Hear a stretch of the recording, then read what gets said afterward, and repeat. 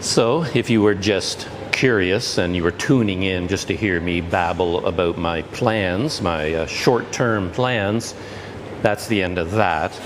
Now I'm switching into what I think of as a story time mode.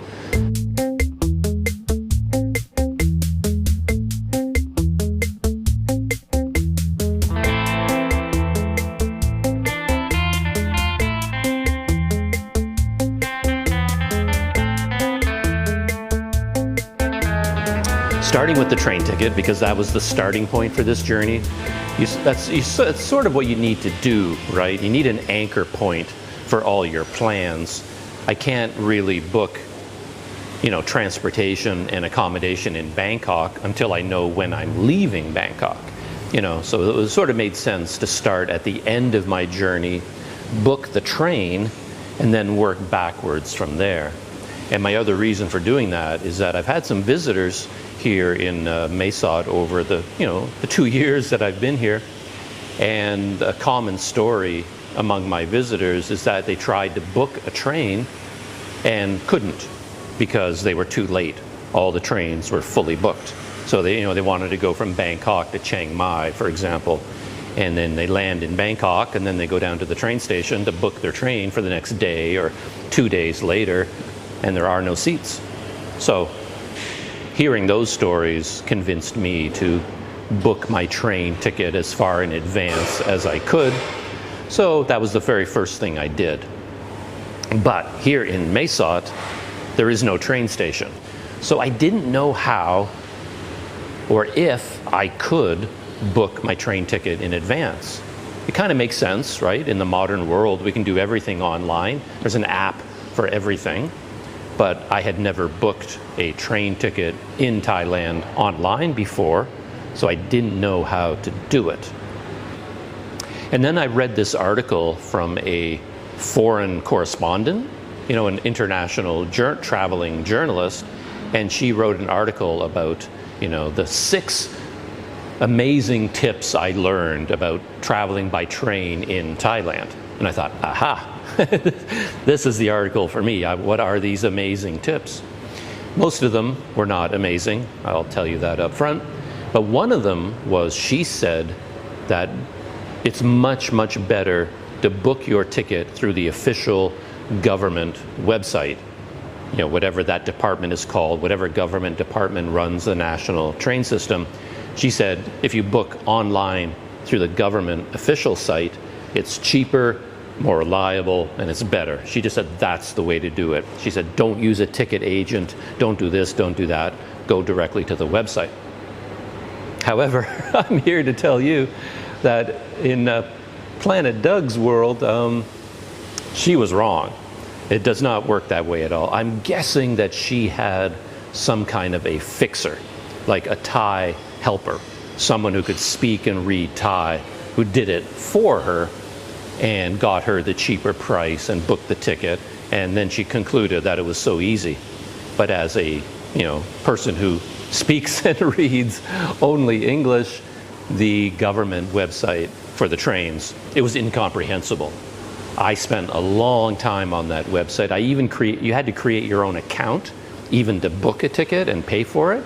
So I created my own account, with an email address and a username and a password, and you have to log in, and they have to send you an email confirmation code that you have to insert to confirm that you are who you say you are. You've got to input, passport number, all this stuff. Anyway, there was a lot of work just to set up an account, which I thought, whew, that she didn't mention that in her article, I'll tell you that. But I went through that whole process. And then you go to the English version of the website, and then you would expect a drop-down menu, right? Where do you choose your day, your date, your origin, where you want to go by train from, and your destination, where you want to go to. And there was a drop-down menu, your origin.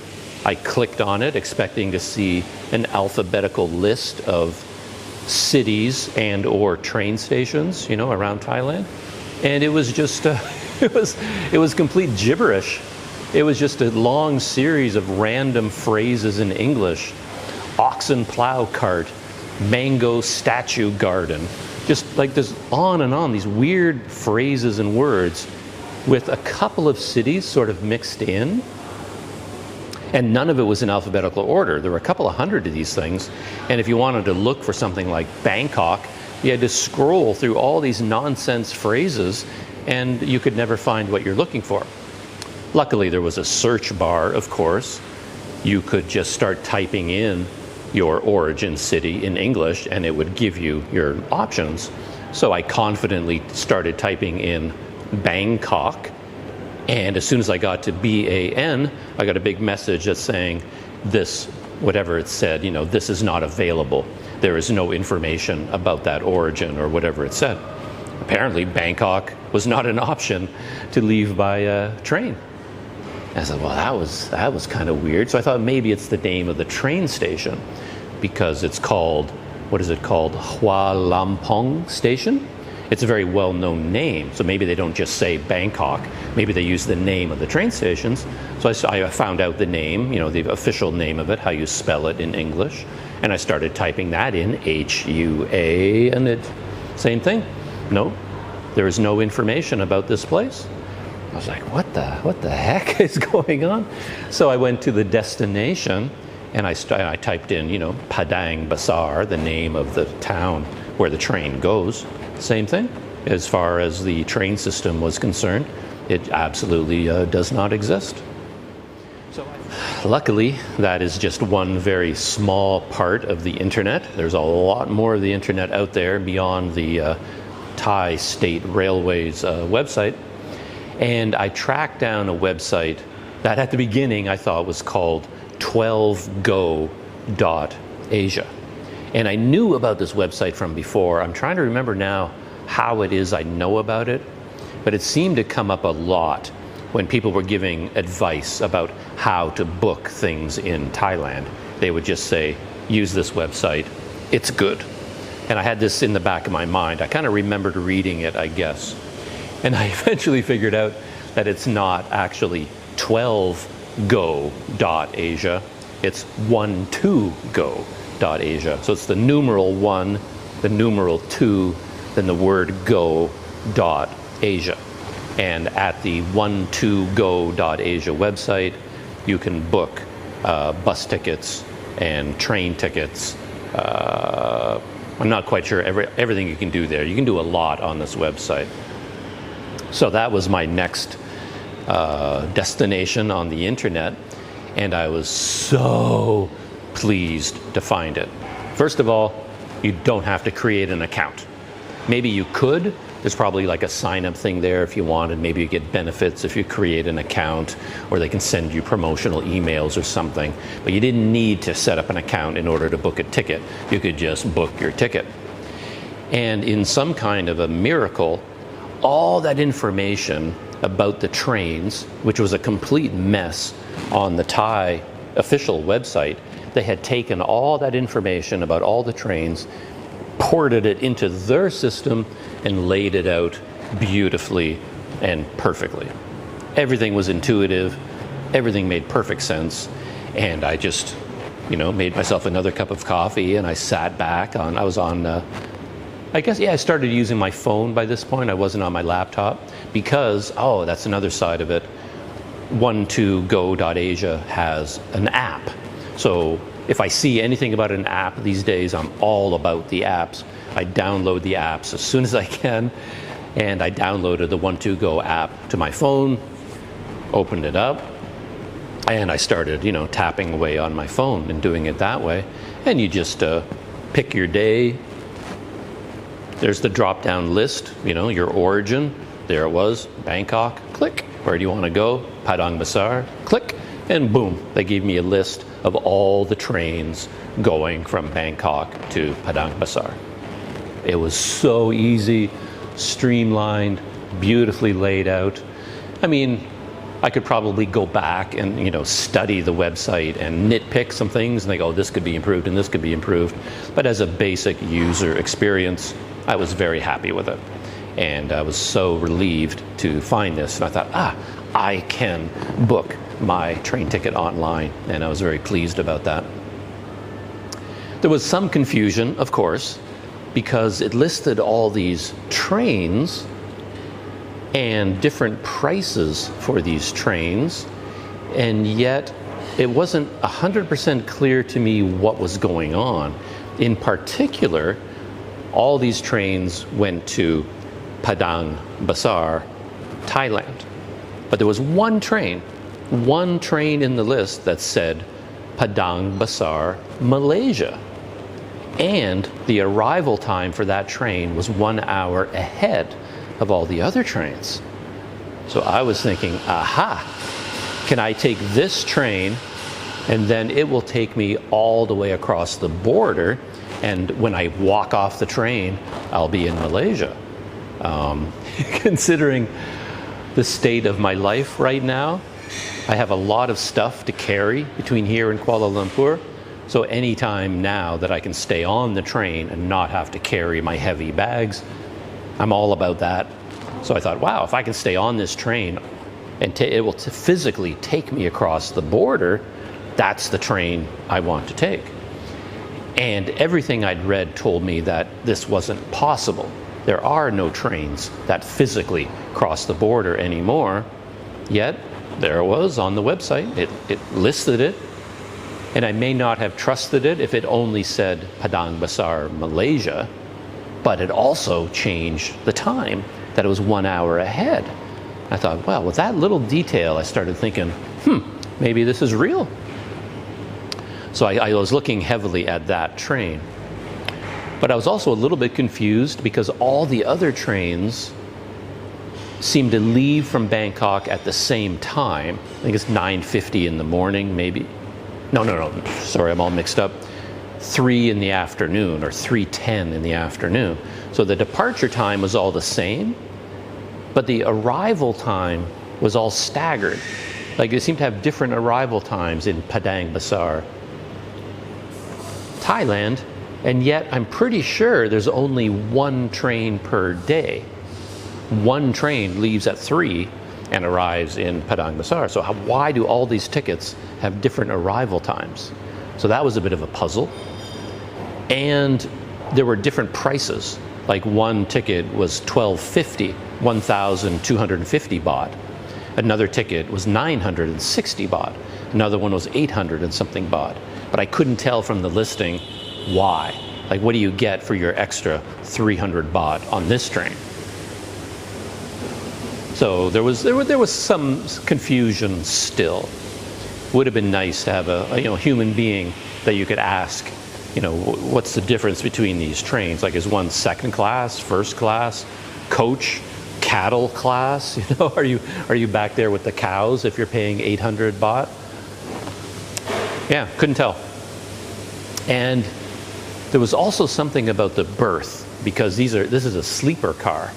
And you can choose, when I looked at other websites, you could choose between a lower berth and an upper berth, and the upper berth was cheaper. And of course, air-conditioned cars were more expensive than fan-only cars. On these other websites, I saw some distinctions between the different prices. But on the 12go.asia site, if I'm remembering correctly, I didn't see any of that. So I was a little bit confused. But even so, the decision was made easy for me because I really wanted that train that's taking me all the way to Malaysia. Like, even if there's a chance that it's true, I will take a chance, I'll take a risk, and I'll book that one. So that one was 960 baht. And I'll jump ahead to the end. Everything worked out perfectly. I got this ticket was for the second class aircon cabin, which is what I wanted, and it was for a lower berth, which is what I wanted. So I got exactly what I wanted, even though it wasn't clear that I was actually booking that type of ticket. That's what I got.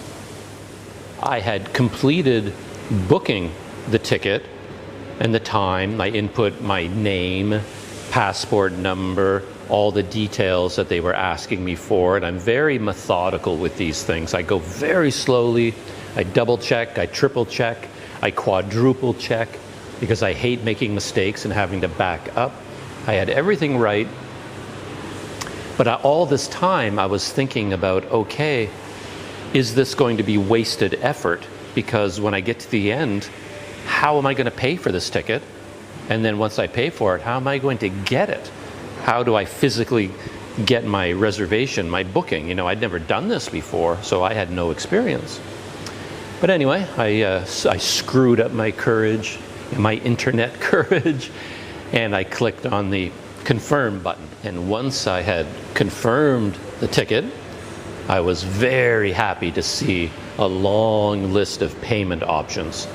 Like I said, 90% of them I can just throw out the window right away. I can just toss them because I can't do them. Transfer from a Thai bank account, etc. I can't do any of those things. But as I scanned the list, I saw that there was a PayPal option. PayPal is a bit of a struggle for me sometimes, but at least it's there, so it's a possibility. There was a credit card option. Credit cards are also a problem for me because my bank in Canada is like so security conscious. They block everything I ever try to do with my credit card.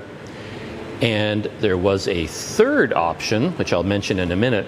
I was looking for the pay in cash at the 7-Eleven option. That's what I wanted, because since I've been here at Mesot, one of my great discoveries is that when you order an item from Lazada, some little camera doodad that I needed, a memory card, a cable, an adapter, all the little things I need constantly, I discovered that I could order them on Lazada, and then I would get a barcode, and I could bring this barcode on my phone to 7-Eleven. They scan it. I pay, 7-Eleven like a 20 or 30 baht service fee for the service, and I pay them in cash. They send the money to Lazada. Lazada sends the money to the seller. So basically, I can pay in cash at 7-Eleven, and I don't have to mess around with PayPal or credit cards or anything like that. So I was looking for that pay at 7-Eleven in cash option, and it wasn't there. And I was like, oh no. I was crying crocodile tears. My beloved 7-Eleven option wasn't there. But I spotted something else. It was something about pay at the counter at Tesco Lotus. And Mesot has a Tesco Lotus. So I thought, well, if that's possible, that's what I'm going to do. So I chose that option, and the same thing happened as the 7-Eleven option. It confirmed my reservation for the train ticket, through the 12go.asia website, and then it gave me a barcode with all the information that said, just go to the cash register at Tesco Lotus, show them the barcode, they will scan it, you can pay them, and then they will send the money, they will send the money, they will send the money, and then I will get an email confirming payment, and then a second email with a PDF of the ticket, of the booking. So I thought, awesome. I clicked on that. I had my barcode. I took a screenshot of the barcode, made sure I had it on my phone ready to go, and being a occasionally clever fellow, not often, but occasionally, before I hopped on my scooter and rushed to Tesco Lotus, I sat down and thought about it for a minute. It's always good to do that. Like, don't rush out the door like a crazy person to get things done. Just stop for a second and think. And I thought, passport. It might not seem logical that the cashier at Tesco Lotus is want to examine your passport, but these things happen. And if you're ever booking transportation, trains, planes, buses, even domestically inside Thailand, they're going to want to see your passport. And again, a cashier at Tesco Lotus has no business looking at my passport at all, really. I mean, it's an odd thing when you think about it, but I thought that's probably going to happen. So I made sure I brought my passport with me. In fact, when I go do one of these logistical things, I generally bring everything with me because you never know what you're going to need. Like, instead of bringing just my passport, I just brought my entire documents bag. I was like, just bring it all, because you never know what you're going to need, right? They might need to know the address of your guest house, where you're going to be staying in Bangkok, anything like that. So just basically all the information you have, just bring it all just in case. What does it hurt, right? So I hopped on my scooter, I zoomed to Tesco Lotus, I go in there, and I'm sort of nervous because these things don't usually work out well for me. And I assumed I would go up to the cash register, show the guy or the gal the barcode, and they would look at me like I was out of my mind. And I was like what? What am I supposed to do with that? Because even if Tesco Lotus has this system, how many people use it? I mean, how many of the cashiers at Tesco Lotus would ever have done one of these transactions before? For a foreigner, no less. I have no idea. But I figured the chances were low. So I figured I was walking into a problem.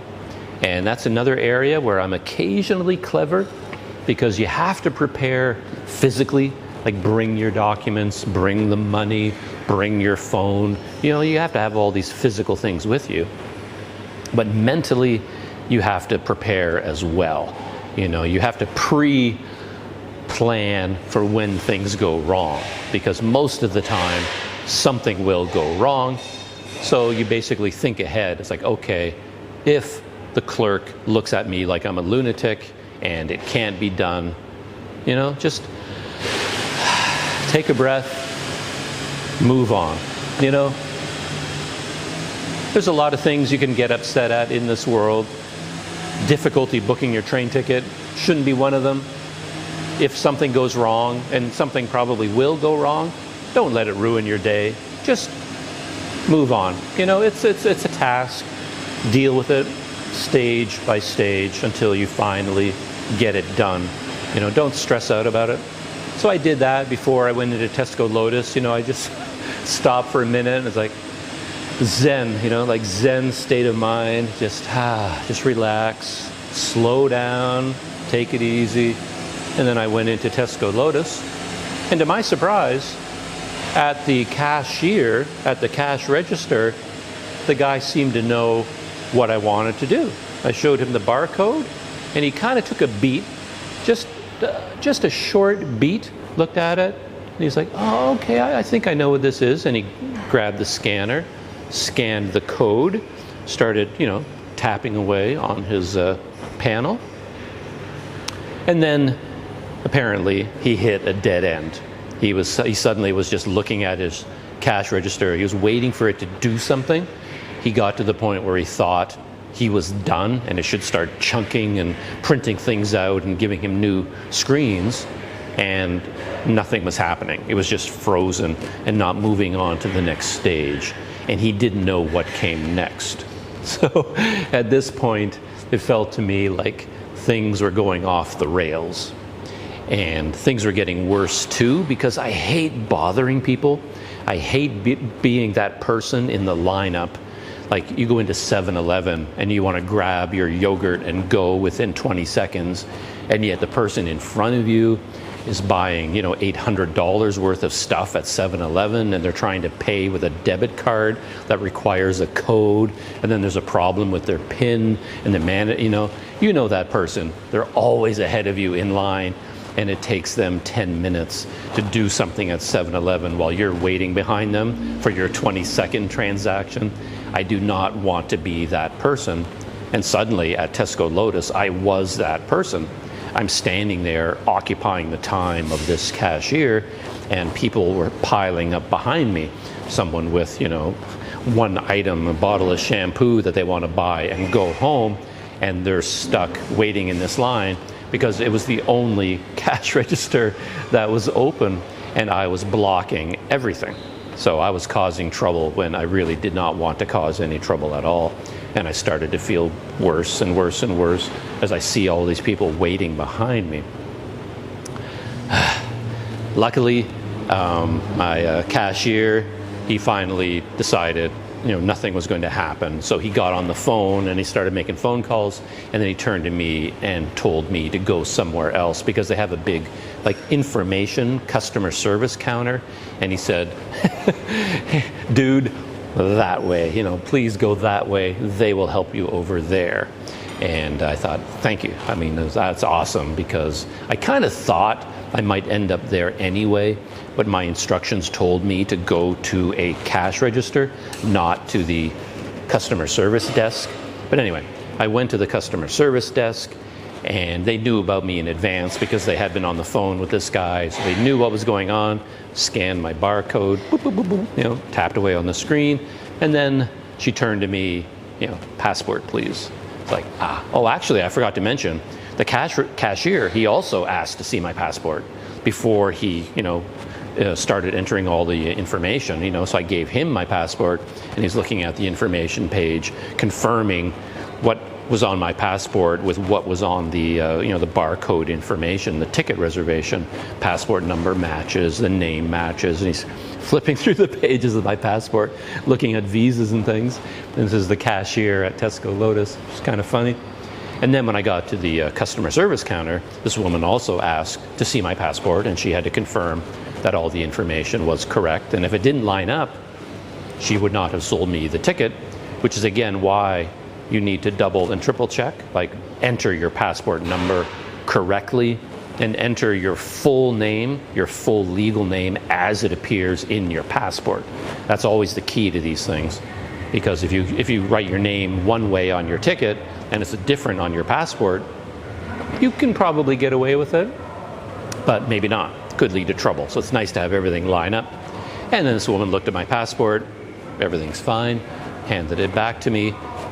She finalized the transaction, and yeah, it was done.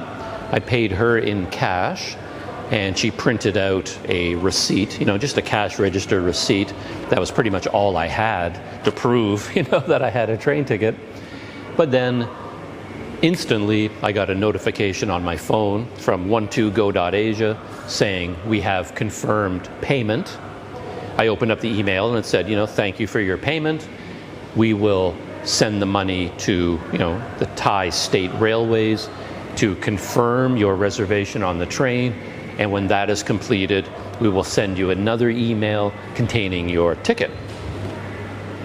And they said this could take up to 24 hours. So I thought, okay, you know, step by step, we're making progress. And I got on my scooter, rode back to my guest house, and when I got into my room, looked at my phone, the email was already there. My ticket was confirmed, and again, like being an occasionally clever fellow, I thought, well, I'm not going to stop there. So I downloaded the PDF to my laptop, copied it to a flash drive, and then I took it to a print shop and printed out a paper copy. I believe I have it here. This is the Planet Doug show and tell portion of today's video. I ended up with two of them, which is odd. I couldn't quite figure out what was going on because they were the same. But this is essentially what you end up with. And it is, yeah, had all the information. And I was very pleased to see that on this, you know, PDF confirmation, it had all the information that was missing from the website. So it confirmed that it is second class. It confirmed the car number and the seat number, and that my berth type was a lower berth, not an upper berth. And it goes to Padang Besar, though it doesn't confirm whether that's in Malaysia or Thailand. That was a key thing. I was hoping it would say Padang Besar, Malaysia, but finally it also said my arrival time was 9:50, and that's the Thailand arrival time. The ticket I had actually booked said arrival time was 10:50 to match Malaysia's time zone. But even though I booked that ticket, the official PDF that I got changed, and now it said 9:50. So yeah, it leaves at 3:10, arrives at 9:50, and I think that's like 18 hours or something like that. And now that I had my train ticket all squared away, I had to work backwards from that date, and I decided to spend 2 or 3 days in Bangkok. And working backwards from there, then I had to book my transportation from Mae Sot to Bangkok. And as I talked about at the beginning of this little story time video, the only reasonable way to do that is by bus, and by night bus. And I was approaching my booking a bus ticket with the same level of preparation and energy that I did with my train ticket, because, yeah, buses confuse me in general. Trains and planes, I like them partially because they're physical. You know, like a train, you know exactly where it starts from because it's attached to the ground. You know, it can only go down the train track, and you know where the train station is. There's like a physical foundation to the journey that you can depend on. You know what the starting point is. I mean, it just sort of, I don't know, it's more secure. Buses, they have the entire road system, right? They can just go anywhere they want. They can take any route they want. They can stop here. They can stop there. They can drop you off in the middle of nowhere. They can pick you up in the middle of nowhere. You just, I don't know, it's like there's a certain level of uncertainty that comes along with buses that I dislike. And that's on top of the, you know, the cramped nature of just sitting there in that seat the entire time. And a little bit of motion sickness can creep in. You know, if you've got the bus moving down the highway, and trains, you can get up and walk around. You know, it's such a much more pleasant journey. But I could only go by bus. And as long as I've been here in Mesot, and as many visitors as I've had who left Mesot by bus, or at least wanted to get information about the buses, I've never really learned how they work. I've been to the bus station dozens of times, it feels like, and you go up to the windows, there's a bunch of windows there, and a bunch of signs, and a bunch of this, and a bunch of that. But every time I go to the bus station and ask questions, by the time I leave, I haven't really come away with a feeling like I know anything. It's like, okay, when do the buses go? Exactly how do they work? How many bus lines are there? Like, are they different? I just sort of can't come to grips with the Mesot bus station. And you kind of see that on Facebook too. People who move in and out of Mesot, like foreigners, one of the most common questions about Mesot from a foreigner on these Facebook groups is like, how do I get a bus from Mesot to Chiang Mai? How do I get a bus from here to Bangkok? Like, when do the buses leave? How, like, nobody seems to know. Nobody seems to be able to sort of get a handle on it. So I was a little bit worried about that, and I wasn't looking forward to going to the bus station and then going up to the windows. And again, you know, I mean, people there generally do not speak English, which I'm fine with. I prepare in advance, and I put tons of stuff on my phone and Google Translate so I can show them what I want to know, and I write everything down, and I do my Zen thing, then get prepared mentally for this, you know, this procedure to get this information. Just take your time, you know, and work through it. I do all that, but I still wasn't looking forward to it. And then I had a brainstorm. I guess for me it's a brainstorm. And I realized that as I was booking my train ticket on 12go.asia, I had seen the option for booking bus tickets. And I thought, can I book a bus through 12go.asia? Maybe I can. So I opened up the app on my phone, and I was so happy to see that whether it actually works or not, that option was there. And then I just started all over again, just like with the train ticket. You know, I chose the day I wanted to go, leaving from Mesot, going to Bangkok, and I hit, you know, enter, and then I had a list of all these buses that I could take. And there wasn't a great deal of information about the different buses. Like, I couldn't even figure out the names of the bus lines. Like, is one a VIP bus? Is one a cattle car level bus? Is like, which one is more comfortable? Which one is better service? Does one of them stop, you know, 20 times on the way? Is one of them an express? Or, you know, I couldn't tell which bus was which and which one was the better one to take. It was all a little bit of a mystery.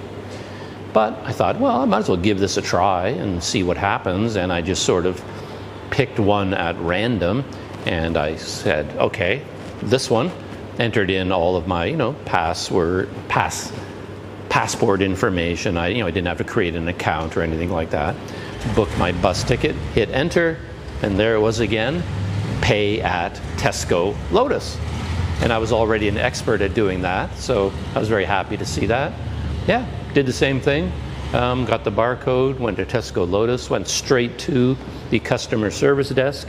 I did not go to the cash register. Showed them that, showed them my passport. Before I knew it, I was out the door and I was getting my emails telling me, we have booked your bus ticket and thank you for your payment and all that kind of thing. Saved it to a flash drive, you know, the information that they sent me. Went down to my print shop, the local one here that I like to use, printed out copies, and I have those here. And I said earlier that the train station, the train ticket, was 2 different copies, but that wasn't right. Those are actually identical. I just happened to print out 2 copies. The bus emails that I got, there were 2 of them. So I wasn't quite sure which one was technically my ticket and which one was something else. I wasn't sure. So I just printed out both of them and I had all the information here.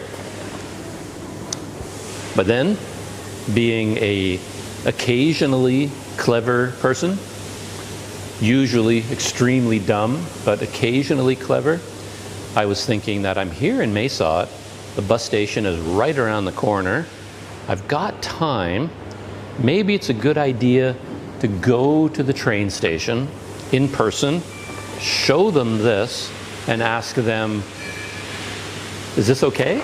Like, do I actually have a bus ticket? Do I need to confirm? Do I need to check in? And I was thinking that, do I need to exchange my PDF for an official ticket? Because these don't look like tickets. And of course, a journey like this is pretty important in my life. I've got to get out before my visa expires. So I do not want anything to go wrong. So I thought, okay, let's just deal with this. I don't want to go to the bus station, but I should. And it worked out really well. I was so pleased with myself. I went to the bus station, and in a weird twist, all the ticket windows were open. All of them were there, and there was a person sitting behind every ticket window. I think there were 4 of them, and I've never known what the difference was between all 4. I assumed different bus lines, but I didn't know.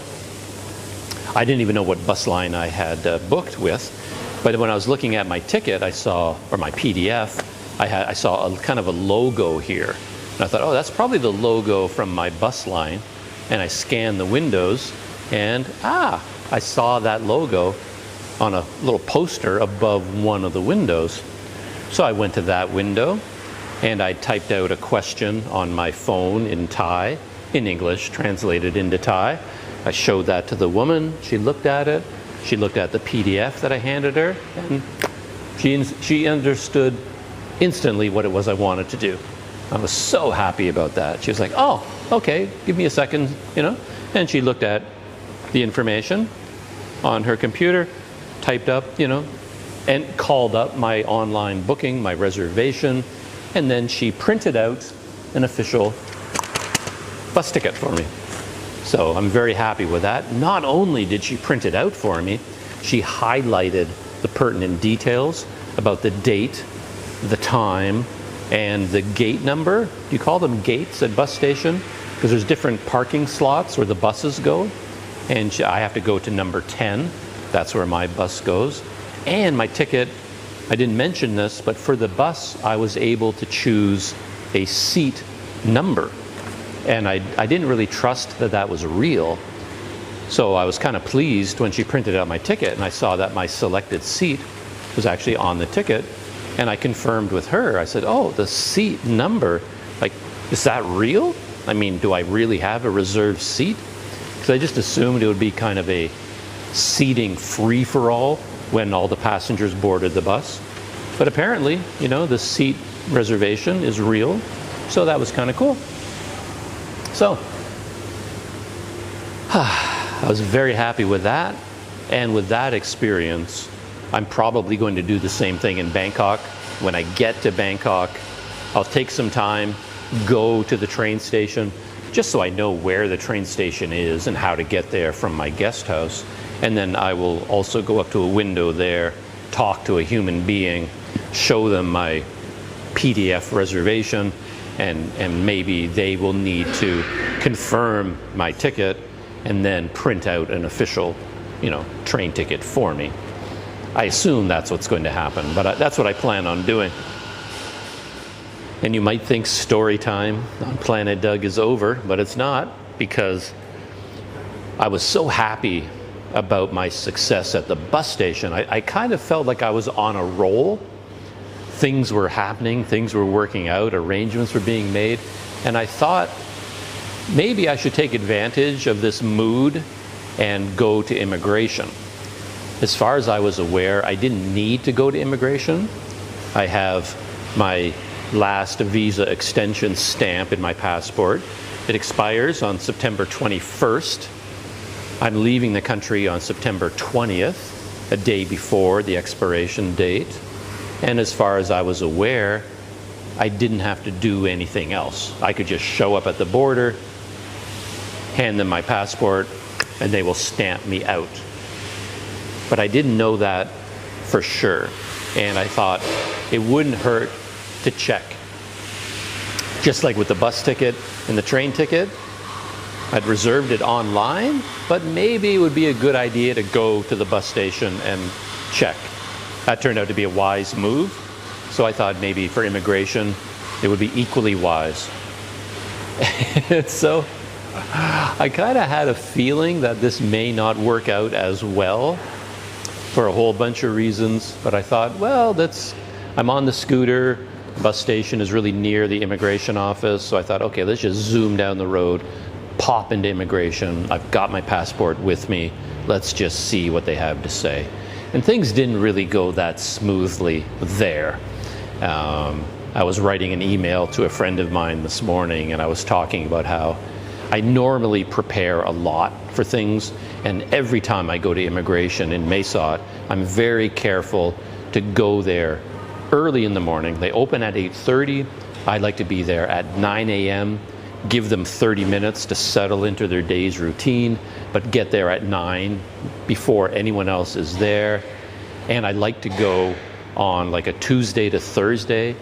Don't go on a Monday because there could be a rush of people waiting through the weekend to get there on Monday. Don't go on a Friday because the people might be waiting until the last minute and Friday might be busy. So I'm very careful to plan in advance. So this impulse trip to the immigration office was not in keeping with my usual style. And I was worried about that. Things could go wrong, and everything kind of did go wrong, I have to say, because I showed up there and all the doors were locked, and I'd never seen them locked before. I didn't know they ever closed, but apparently they closed for lunch. So, I walked in confidently. I went up to these sliding doors, and these sliding doors would not slide.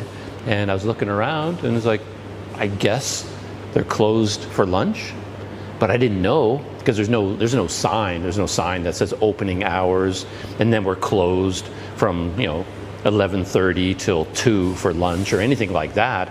I had no idea. All I knew was the doors were locked. So for all I knew, they were closed for the whole day, closed for the whole week. Maybe they had moved to a new location. I didn't know, but all I could do was assume they were closed for lunch. So I found a seat nearby and I just settled in to wait.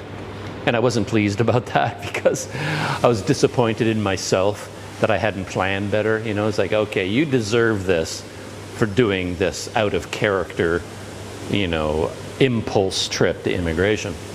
This is what happens. But anyway, I sat there for maybe, 45 minutes. I don't know how long it was. It was a while. And then I heard click, click, click, and the doors were opened and slid shut again. So I thought, they're open. And the funny thing is, I also have this habit of never rushing through doors as soon as they're open. It feels impolite somehow. So even though I heard the click, click, click, and I knew the doors were now open, I didn't instantly jump up and run in and go straight to a window. I was just sort of like, take a beat.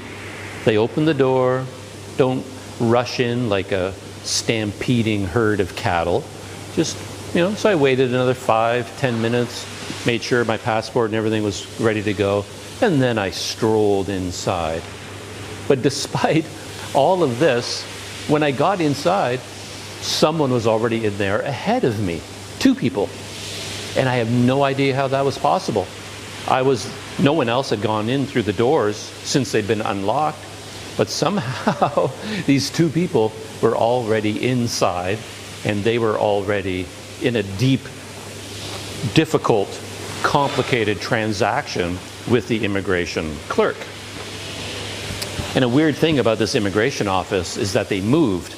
They used to be in a very small, cozy little cottage, and I loved that place because it's so small and every desk was open. There was like a nice little information counter, no barriers of any kind, and there's always a very helpful and friendly person standing right behind the information counter. The official clerks, 2 of them, were sitting at these 2 windows all the time with chairs in front of their windows, and there was a 3rd information clerk right out in the open sitting at a computer. So you had this very personal, warm, cozy feeling and interaction with all these people. You could just walk in and go right up to the information desk, and you're like 2 feet away from this person with nothing in between you. But it's not like that anymore. They moved to a new office, a new building, and it's like a typical government office now, where you have all these seats on one side, then you've got a big wall of glass windows with little openings at the bottom you have to speak through, and then all the clerks are sitting at desks far behind against the wall, and you no longer have any kind of personal feeling about the place, and you can't really interact with anyone. And there's only ever one woman doing anything. There's this one window, there's one woman there, and that's where you do everything. There is an information counter, but there's no one at that information counter ever. So all you can do is go to this one window. But when I went in, there were 2 people at that window already, and so basically I had to sit down and wait. I waited and waited and waited. I don't know what they were doing. It was a foreign man, and the woman he was with seemed to be from Thailand, so perhaps they were married, and he was working out details of his retirement visa or marriage visa or work visa, and she was helping him. But whatever they were doing, it was complicated, required a lot of forms, and the clerk kept giving them more and more forms, and they were filling them out right at the counter. Like, instead of taking the forms, going away to a table or something and filling them out, they were doing everything right at the window. So they basically were occupying the time of the clerk the entire time. And at one point, the man just sort of walked away and he went to the bathroom, but the woman he was with was still there, still interacting with the clerk and doing something. 5 minutes later, the man came back, then the woman went to the bathroom. Now the man is filling out forms, signing things, talking with the clerk. The woman comes back. Then the man goes outside. I guess he had to go out to his car, get some other documents, and bring that in. And that it just went on and on and on. And I'm okay with it. I've got Zen going on. I'm just chilling. I'm just relaxing at immigration. But then things went off the rails again, because I really wanted to deal with that woman. She knew me. She knew who I was. I'd been dealing with her for 2 years, essentially. She knows my red Canada shirt. She probably knows my red Manchester United shirt. She sees that red T-shirt come in. She says, oh, I know who this is, and I know what he's doing here. So I wanted to deal with her. I was waiting for her.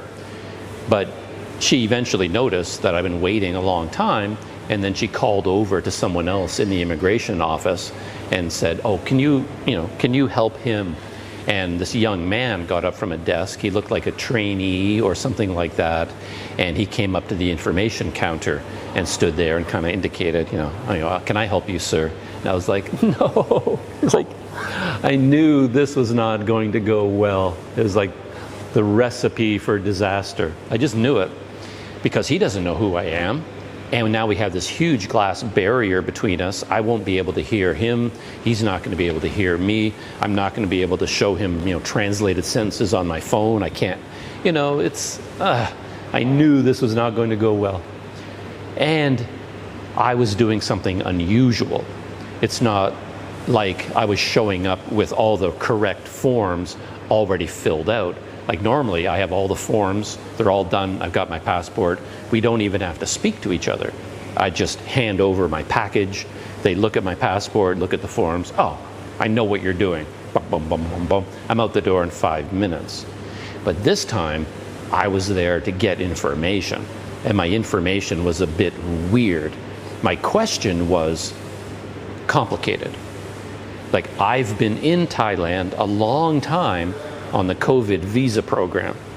I'm now leaving Thailand. I just want to know if I need to do anything in advance. Do I need to get an exit visa? Do I need a special document? Do I need a permit? Do I need to cancel my COVID visa status on their computer system? Like, when I show up at the immigration counter in Padang Besar at the border, what is that immigration officer going to expect from me? I want to make sure I have everything done. Basically, I want to have all my I's dotted and all my T's crossed. That's a lot to get across in a language that the other person doesn't understand, all right? The other person is generally calculating in advance, trying to figure out what it is you are there to do. And they have a list of like 3 possible options. Like, they see a foreigner like me walk in, they know what I want to do. Extend a tourist visa, extend a COVID visa, process a retirement visa. One of those 3 things is what I'm there to do. So he's not thinking about anything other than those 3 options. So I'm talking to him, and well, I handed in my passport, and then of course he took my passport and he's going through the whole thing page by page by page by page. And of course the woman wouldn't have had to do that, because she, we practically are best friends by this point, or at least we know of each other. She knows what I'm doing here in Mesa. But he has no idea. He has no idea who I am. I'm just new to him. So he's going over my passport, checking everything, looking at all the visa stamps, trying to figure things out. And then I've got my mouth down at that opening at the bottom, trying to speak to him because he can't hear me. And I'm trying to explain my situation, that I have been here on a COVID visa, but now I'm leaving Thailand. Do I need an exit visa? Do I need a special form? Like, is it okay? But of course, he has no idea what I'm saying. All he heard was COVID. So he just looked at me and says, no, COVID extension, no, because that program is over, right? So I'm like, Zen, Zen. I take a deep breath. He's like, yes, I know, the COVID visa program is finished. I'm leaving Thailand. Is it okay for me to leave now? Like, with this stamp in my passport, do I have to do anything else? And he's like, no extension, no COVID. So then he takes my passport, and for some reason he got out a calculator, and he was like typing in all these numbers into a calculator. It's like da da da da da da da da da. It's like, what are you doing on a calculator? I don't know what you're doing. He puts down the calculator, and then he says, yeah, no. I'm like, yes, I know. I'm not Zen, and I'm trying to speak through that little, I'm crouched down, I got my lips up against that little opening. It's like, yes, I know. I'm not trying to get an extension. What I want to know is, and I go through my song and dance again, and then he realized that we had reached some kind of an impasse. And then he called over to another woman, like a more senior clerk sitting at a desk. And this woman came up. She came to the window, and I really wish I could have communicated with her, but I couldn't because we still got that huge barrier between us. So she's talking to him, not to me, and he says to her something, his understanding of what is going on. And then she says to him, not to me, she says to him, no extension, no COVID extension. And she turns to walk away. So he turns to me, no no extension. I'm like, you know, it's like, I know, you know, I'm starting to laugh. You know, it's like, I know, you know, I can't get a visa extension. I'm not here to get a visa extension. You know, what I want to know is, and then I just gave up at that point. I realized nothing was going to happen. I could either sit back down and wait for the woman to be free, but it felt like that would be a little bit impolite at this point. I got the impression that I couldn't really make any headway here today, and I thought, even if I want to try again, do it the next day. Just go home, forget about today, just chalk it up to a valiant effort, and come back on another day to try again. So I just smiled at him and I nodded and said, thank you very much, you know, thank you, you know, kap kun krap, thank you, and then I left. And he probably, I didn't look back to see what was going on, but he was probably watching me going out the door, just shaking his head, going, these foreigners, you know, they just don't know what they're doing. Like, no, I knew what I was doing. We just had a little bit of a communication barrier going on here. If we could have sat down, you know, with Google Translate and a little bit of face-to-face communication, you know, we probably could have worked through it, but it didn't happen. And that's it. That is the end of story time for today. And now I'm going to leave from BK Coffee, head back to my guest house. I have some packing to do. I have some errands to run. One night left here in Mesot. Tonight, I hope I get a really good night's sleep. I'm going to do my best. And I have tomorrow here in Mesot. I hope it'll be a pleasant, relaxing kind of day. I'll probably maybe post this video if I don't post it, in fact, today. And then, yeah, I'll be leaving from Panu House, leaving from Mesot at long last, and I'll be on a night bus to Bangkok. Seems unreal, to be honest. It really does at this point. As I said, sad to leave Mesot, and that's a little bit unusual for me. I'm never really sad to leave anywhere because, I don't know, the new place I go to will be interesting and exciting. So leaving Mesot, going to Bangkok is going to be cool. I've now got a brand new city to explore, then going to Penang, then going to Kuala Lumpur. You know, can't complain about that. And yet, I don't know, my life here has been so pleasant at a very deep, kind of fundamental level. It's kind of hard to explain.